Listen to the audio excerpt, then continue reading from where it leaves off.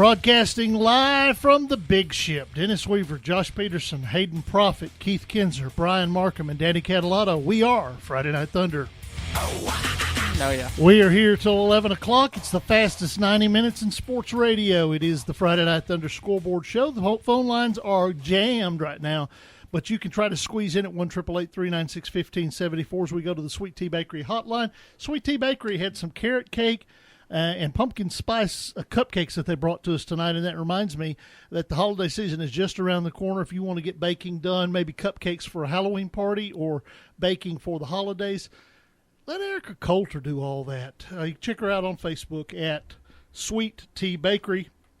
And we're joined by our good friend, and it is the most popular segment on the Friday Night Thunder Scoreboard Show, Garry Clark of WDEB in Jamestown joins us as York Institute tonight defeats Crossville. Good evening, Garry. Hey, good evening, Dennis. We're as excited as Jason Aldean at the taping of American Idol. I'm telling you what. With this win, I think York Institute is now applied to enter District 6 AAA. Is that correct? Hey, I think so. We had a great game tonight. They come out and scored on us at first, and we were able to bounce back and look real good. We bent like an iPhone 6, but we didn't break. Garry, talk about who the stars were for you tonight for those Dragons. Well, if you had to give it to anybody, it was the offensive line for York. We started the game with second-string tackles.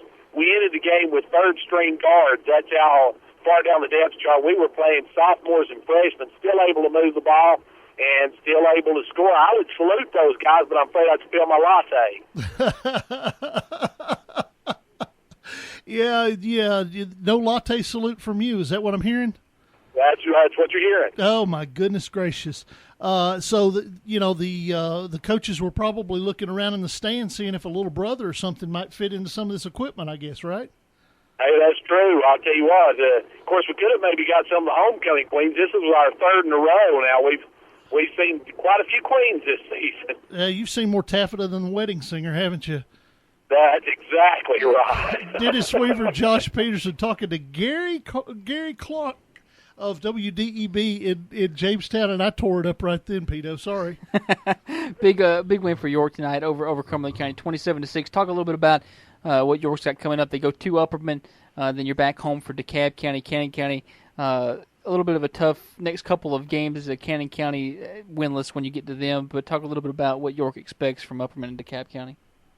Well, of course, Upperman, I guess, is probably the surprise team of the district. They're playing really well. We thought graduation hit them, but really graduation only hits us. I think that graduation hits us like a dose of Epsom salts, but we've got them, we've got one road game, and then we've got 3 straight home games, but all of those are region contests, and with York at 0-2 in the region, we got to win them all. All right, Garry, we appreciate it as always. Good luck, and we'll talk to you. We'll talk to you next week, my friend. All right, and I wanted to say just quickly, Thank you, Dennis, for your work with childhood cancer. We've lost a couple of good kids here in this community to childhood cancer, and those PSAs were a great job, brother. We appreciate you. All right, I appreciate you, Garry. Thank you very much.